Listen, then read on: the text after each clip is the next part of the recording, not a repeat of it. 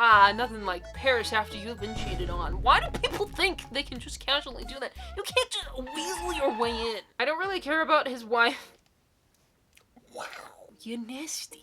You're nasty. But I'm gonna break up their marriage anyway, because I would be a better fit with him. Like, I want to disappear for weekends of fishing, spend my paycheck on football games and beer, and cheat without a shred of remorse. Yo! So hello everyone, and welcome to my channel, or welcome back to my channel. I'm Jessica Layla, and today we're gonna be checking out some more Reddit stories. The past two uploads have kind of been like creepy stuff, so we're trying to keep it light. Keep it frothy. What? Yeah, so that's what we're gonna be doing today. My go-to page for these crazy, toxic, insane, wow stories is this page on Instagram called Toxic Reddit. This is a page that curates some of the most toxic stories from across various subreddits, and today we are going to be checking out some of their posts from Off My Chest and True Off My Chest, which is basically like a anonymous confessions subreddit. I thought it would be cool to check that out. So everyone, I hope you're staying warm. We're going through a freaking cold snap right now. Hopefully you're all bundled and cozied up and ready to read some crazy stories. With all that out of the way, let's just dive right in to our first post. I'm obsessed with my married friend. We both work hectic full-time jobs in tech and are part-time grad students, taking classes 3 evenings a week. We're in the same friend group in our program, and we usually all meet one another time a week to study together and/or grab dinner. That sentence is so confusing. Hold on, let me reread that. And we usually all meet one other time a week. See, I don't know if it's me. What is happening to you? He's been with his wife since before starting grad school, and he proposed to her during our first summer break, and they got married a few months ago, and she's also pregnant with their first child. Wow. Whenever our group goes out to dinner or drinks, he brings her along, so I've met her a few times, and she's really shy and introverted, but also beautiful. And it's obvious she loves him a ton. Sometimes he picks me up from the office on the way to class since it's on the way for him. For the first 2 years of the program, I found him attractive and incredibly smart. But I respected that he was in a relationship, but something changed this past semester, and I can't stop fantasizing about him. When we're with our group studying, I need to be sitting beside him. I absolutely love the car rides on the way to class. I cringe whenever someone brings up his wife or unborn child. I felt a huge wave of anger and jealousy when we were all out to dinner a few weeks ago, and he gave her a small peck. I've been fighting off the urge to make a move, but I really just want to make a pass and let the dominoes fall in place, and our last semester is coming up, so I need to do something sooner than later. I don't really care about his wife. Wow. I don't really care about his wife, and if anything, she's just an obstacle in my way. Deep down, I know I could offer him more. His wife and I are similar in personality, but she stays at home and doesn't work, while I make over 6 figures, and it just makes more sense for us to be a couple rather than him and his wife. I can't stop thinking about having him to myself, and I just needed to get this out. You need to step back. Far back. First of all, you don't know anything about his relationship, and if you are the right person for him, this is a fantasy you are building in your mind. Second, they are having a baby and will be a family. That baby deserves to come to a happy home, so why are you trying to mess with that? Third, I really hope you are a troll. It's not a fantasy, though. His wife and I are somewhat similar personality-wise, and I know he doesn't mind me. That's great, he doesn't mind you. I'm obviously very much into him. I bring more financially to the table, we're great friends right now, and with all of this, I'm confident we could be great partners. I don't care about his wife, and as for his baby, I have nothing against being a stepmom. That's actually crazy. Some people, I feel like, really just don't care about, like, the home-wrecking aspects of these situations. It's crazy how this person is complimenting the wife, being like, she's beautiful, and it's obvious she loves him a ton, but I'm gonna break up their marriage anyway, because I would be a better fit with him. Like, who are you? Where do you get off on that? He's married, they have a kid on the way. Like, I would imagine they're probably pretty happy together. I'm hoping so. I just think that's crazy. I think wanting to break up a family, or even just a marriage like that, is absolutely insane. Anyways, on to the next one. I hate my wife, and I hate my life. Jeez, dude. For years, I've tried to be a good husband and a good father. I have sacrificed almost every hobby, dream, and desire I ever had throwing them all away for the sake of my family. I've even taken on jobs I despise, apartment renovations, despite being an architect by trade, just to ensure my family is fed and sheltered. It's kind of the bare minimum, but I digress. At one point, I even attempted to start a pig farm to sell pork, desperate to provide a stable income. And yet the only sliver of happiness I have left is watching football and drinking beer with my friends. But even that is a crime, apparently. I'm judged for it, called selfish. Of course I'm selfish, right? Everything wrong in our lives is somehow my fault. The fact that we have 5 kids, despite not being able to afford them comfortably, my fault. The crushing stress of it all, my fault. One time, in a fit of anger, my wife told me that her cancer was my fault because stress can be a cause. I brushed it off at the time, but I will never forget it. Those words are burned into my memory. What kind of love makes someone say something like that? Deep down, I know she doesn't love me.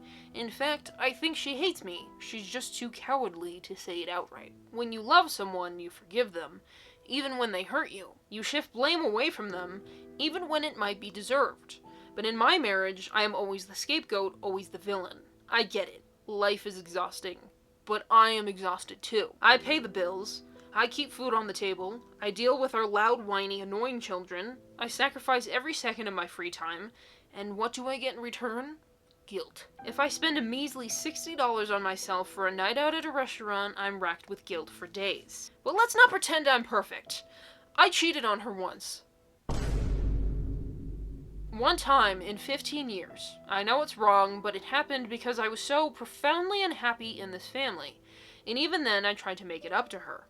I took her to Paris afterward, hoping to reignite some spark between us. Nothing like Paris after you've been cheated on. For a moment, she seemed excited, but soon she got bored of me and made new friends there. She spent more time with them than with me during the entire trip. That was when I realized she doesn't love me. She doesn't even like me. If you asked her to name one positive trait I have, she'd probably sit in silence, struggling to come up with an answer. But if you asked her what she dislikes about me, she could rant for hours. How I'm inattentive, uninteresting, selfish, phony, boring, untalented. Why am I wasting my one and only life living like this? Why should I be condemned to a life of servitude to someone who doesn't even respect me? And yes, I know people will say, you're irresponsible, but I don't care anymore. For once in my life, I want to be free. I want to be selfish. I want to stop being the perfect husband and father and just live for myself. I want to disappear for weekends of fishing, spend my paycheck on football games and beer, and cheat without a shred of remorse. I don't do these things now, not because I'm a good person, but because I ain't got the balls to do it. I'm tired of pretending. The truth is, I don't love my wife. I don't even like her. The sex is bad. The relationship is worse. I don't share interests, values, or even a sense of humor. I can't remember a single moment in our 15 years of marriage when we were truly in sync. I wanted passion. I wanted love. Instead, I got this hollow, lifeless existence. She's not even a bad person. She's an okay mom and a better friend, but she's not my person. Even the little things grate on me. I despise her cooking, and I can't bring myself to say it. I've silently endured 15 years of bland meals just to avoid her inevitable fits if I dare to complain. 15 years? Is this a life sentence? When does it end? How long do I have to keep up the charade? I am so miserable. There's a lot of layers to this story. You know, the crazy part about this story, what is truly wild about this story is that there's 2 very significant events throughout this entire story that just completely get glossed over. So we find out that she had cancer at some point. Now, I don't know if it's fair to blame your spouse for giving you cancer. I think that's kind of a nasty thing to say. But that nastiness might be based around the fact that he cheated on her. So 2 very important facts in the story just get completely glossed over, and it's like, well, I want to cheat on my wife, and I want to do what I want to do, and I'm a good provider, but it sounds like you hate your children and you hate your wife. And attempting to start a pig farm.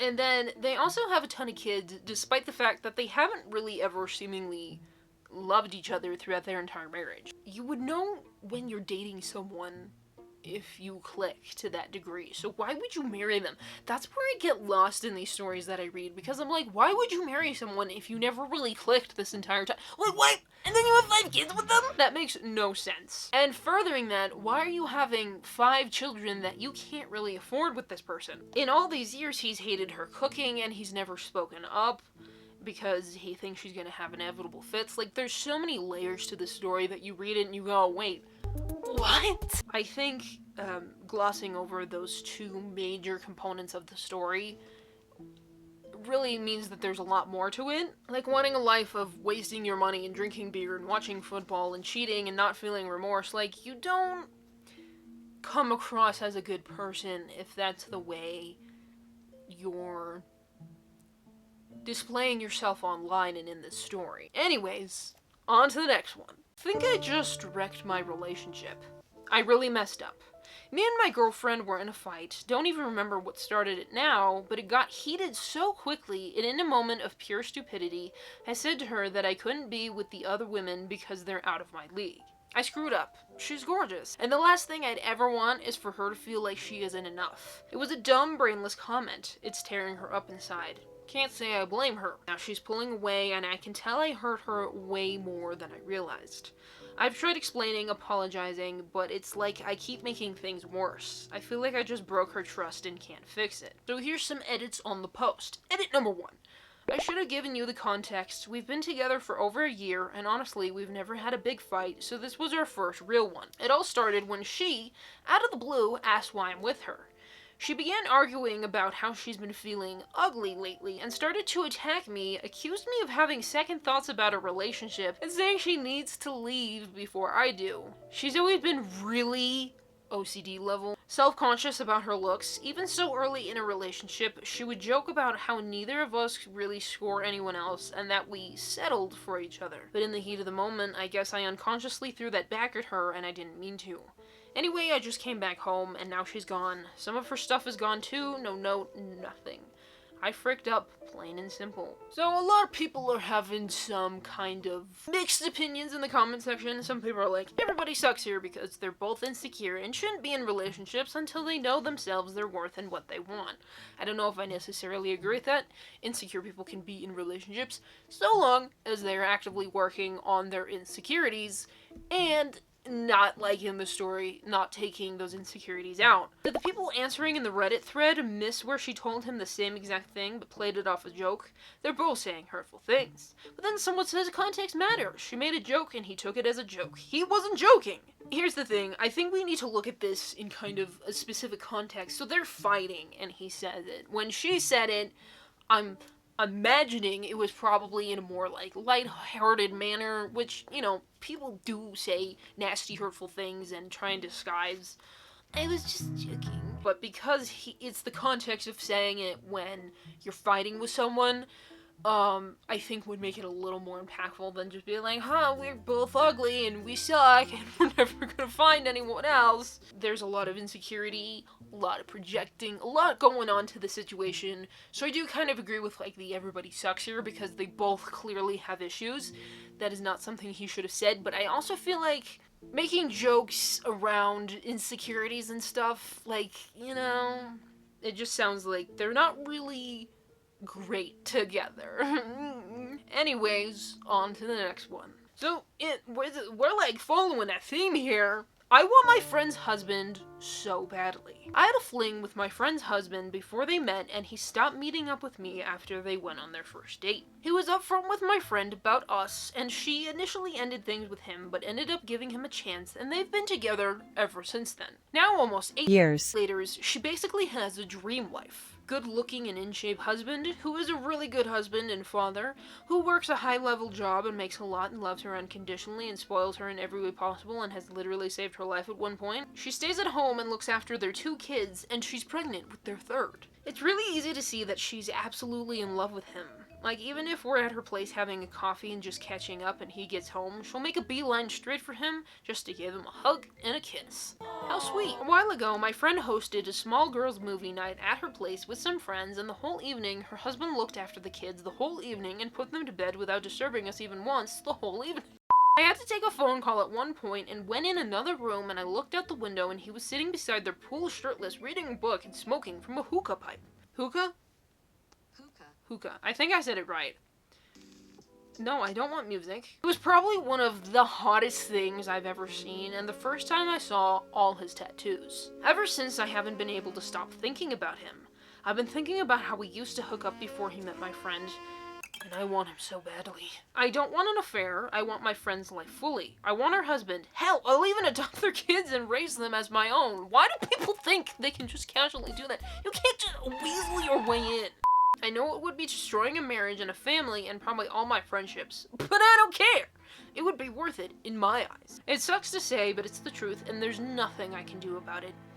It's so hard feeling like this. That's not cool, especially because it's been 8 years and you still haven't moved on from when you were hooking up with this dude. And it's like, you, as other people were saying, you want to copy and paste yourself into this person's life. That's not how the world works. Even if he was like, yeah, I'm gonna leave my wife for you, someone who's willing to leave their spouse and children for you probably would end up doing it with someone else at some other point in time. And I just think that's crazy. And to break up a family and a marriage, and seemingly a pretty happy marriage from looking at the outside in, like, why would that be the thing you want to do? You're nasty. Yes! Homewreckers ain't cute, okay? And I will never feel any sympathy for people who are like, I just want him so bad. Like, get therapy.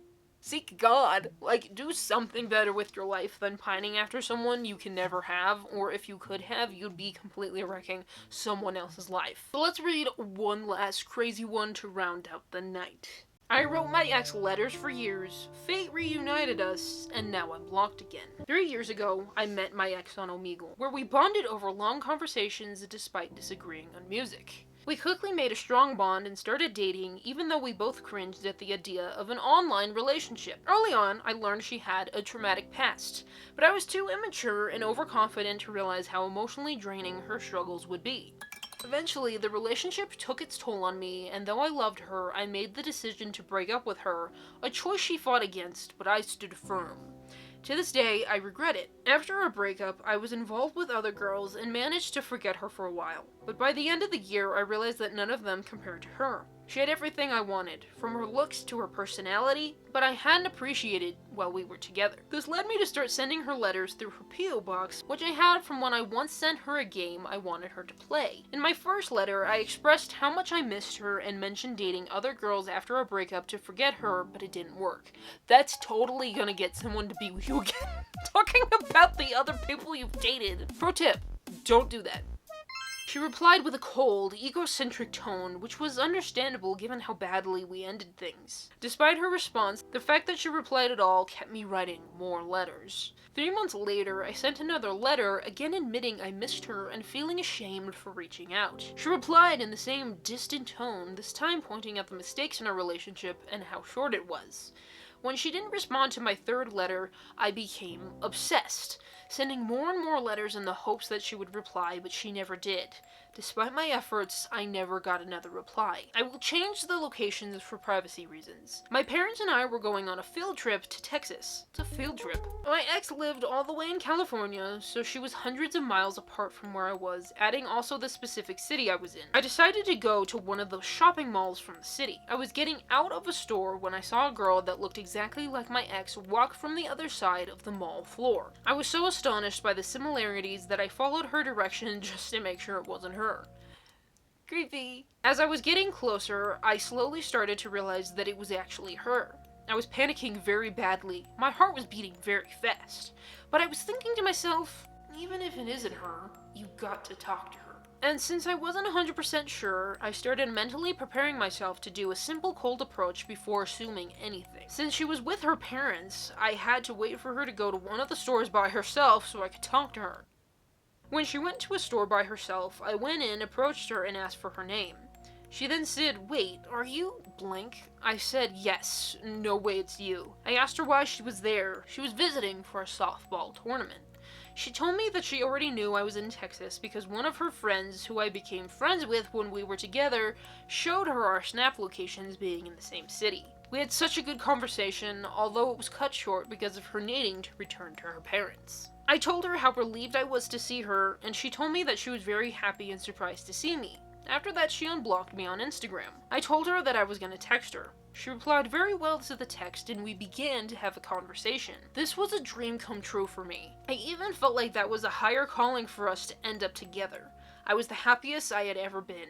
It didn't even feel real. This is where I'm confused. After one of her replies, I asked her if she wanted to try a fresh start with me. I waited days for her to respond. I knew from the first day she ignored that message she wasn't going to reply, since she's the type to reply quickly or never reply.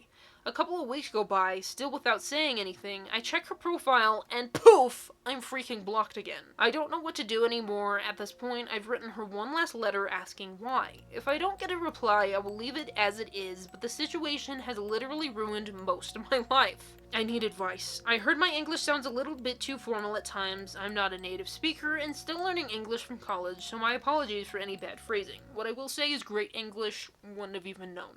Anyways, I'm very confused on these people's ages. So not to pull a sniper wolf, I was reading through the comment section. I'm not taking credit for other people's slides, but I, throughout the story, was wondering how old are these people? Because there's a tournament and a field trip, and I'm like, what is a field trip? Is it a road trip, or are you doing something for school? And a tournament, if she's in a tournament, is she in a sport? Yes, I know that exists beyond, like, high school and all that, so don't get me on the technicalities, but how old are these people? There's also a lot of comments wondering if there's an age gap. Would like to point out one thing. Many people here assume that she was being friendly to him at the mall because she felt threatened, but he said he sent her a text and she replied very positively, and that they were having a presumably longer conversation afterwards. So if they didn't stand next to each other and texted, the conversations they had were probably via text and lasted for at least some days. So this sounds less like a safety concern from her side and more like a pattern of emotional dependency, especially since she is severely traumatized. I'd assume that she developed some kind of dependency, was better off without him, and fell back into old patterns when she met him again, and finally blocked him again when he applied too much pressure on her. This would also fit to the likely possibility of an age gap, not that this changes the fact how creepy he acts.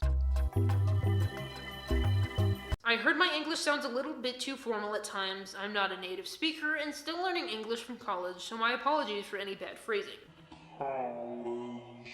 Yeah, I find this strange. This story's kind of weird. The whole story, like, this kind of hits close to home. Kind of sounds like a situation I was in, so I'm like, for most of it. Yeah, I do wonder if there's an age gap, but irregardless, it doesn't matter how old this guy is. In terms of, there's not really an excuse for this level of behavior, whether he's very young, and it's especially worse if there's an age gap. I don't know what it is with certain people realizing what they have once they no longer have it, but I feel like it's a really weird pattern. If you can't appreciate what you have while you have it, I feel like there's something more to the story that's not being revealed because the ages were very intentionally left out. So yeah, that's where we're gonna end it for the night. It's been a lot of stories. I don't know how many I'll even include. I'm just feeling a little bit crispy after making a video that took like 3 weeks just to edit and get together. So yeah, I just needed something chill. So if you don't want to end the night here and you're like, I need more Reddit stories, I have good news, because down below I will link not only to Toxic Reddit, but also to my playlist full of all these other stories. So if you want to check them out, everything will be linked down below. Truly some crazy confessions tonight. So thank you all so much for watching, and hopefully I will see you all here next time.